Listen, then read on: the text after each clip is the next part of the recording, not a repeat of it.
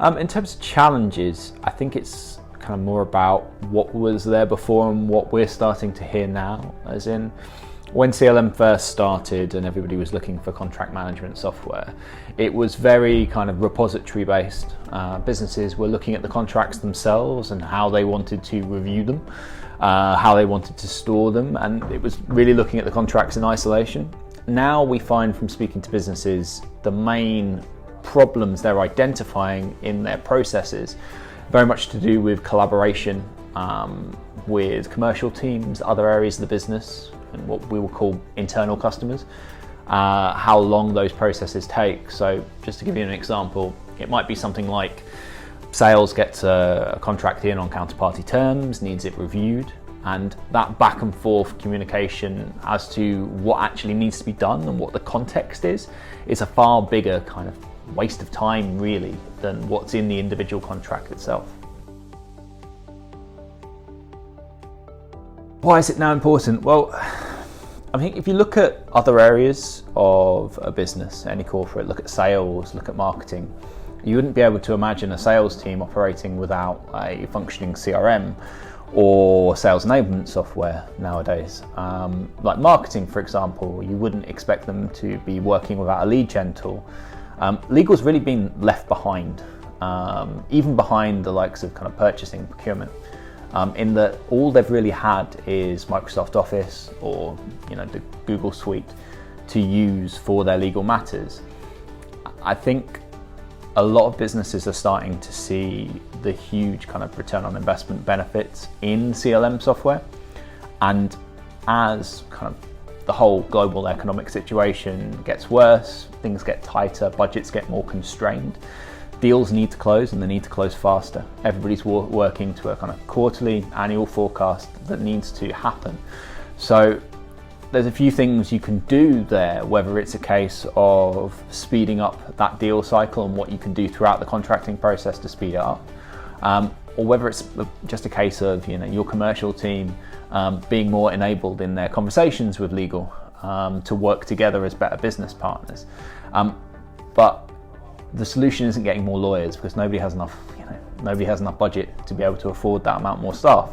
So we're looking towards software in order to make those kind of changes with automation and build efficiencies and thus drive revenue. Enterprises are very big. They're very big. They deal with a lot of contracts. It's all about kind of volume, really. I mean, we look at enterprise businesses every day, and they deal with so many contracts in so many different areas of the business. They're normally multinationals, and so they'll be contracting in different ways with maybe even different legal teams in different regions. So if you let everybody work with autonomy, with their own processes, you lose efficiencies, especially when you're doing global business and maybe three regions within the company need to collaborate on the same transaction. What a CLM tool will normally do is pull all of these regions together and give a unified process, normally based around a kind of an element of standardization. So you're contracting in the same way no matter which region you're in, and that's vitally important in an enterprise to be efficient. We, quite a few years ago, shortly after the pandemic, focused very much on the virtual office, because we found that customers were saying, great contract review, AI being involved to look through a document is really key, but where we're losing a lot of time is being able to talk to sales and the rest of the business adopting a tool. So we looked at kind of how the world had changed over COVID, and that everybody was now living their lives in a Microsoft Teams or a Slack environment. So how could that be utilized really? And we've found huge success with customers by going to the place that they already are, which even pre-COVID was one of the codes that we lived by with our Microsoft Word integration. And we found that we can really generate incredible not only incredible return on investment efficiency wise, but also adoption towards a new tool within commercial, just by going to a place where a user already is in Microsoft Teams. It really depends on where you are. If you're partway through your kind of digitalization journey, then it might be a case of just adding your playbooks into a tool and making them accessible. It might be a case of adding your kind of refined templates into a tool and then giving them over to commercial to generate from. It might just be process that you need. If you're completely manual, then you'll be, slightly towards the other side of that bell curve. And Summize will kind of help you step by step get to an area, where your goal is, whether it's full standardization, full kind of automated everything within your legal team, or whether it's just kind of organizing your templates and your signed contracts. It really depends. CLM doesn't have to be a kind of one size fits all tool or one size fits all journey. It really depends where you start, where you're trying to get to, and where you think the efficiencies will be. I mean, Summize is used of legal teams by legal teams who are 50, 100 people. It's also used by sole GCs. So they have completely different requirements, and it really depends where you're looking to get to in your journey. Before, it's very much about collaboration rather than about the contract. The contract is important, of course, but understanding why and what needs to be done around that matter or that task is equally important, if not more so. And that's where we specialize.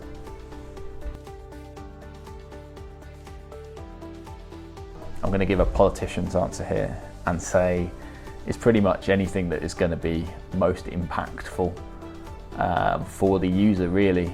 I mean, it depends what the challenges you're kind of coming to us trying to face, whether that's, you've got thousands of kind of template standardized documents that are going out on a day-to-day basis, or you review maybe 1 or 2 contracts a month and they're massive and you need help with the AI. Different features lend to different users, but it's whatever has the most business impact.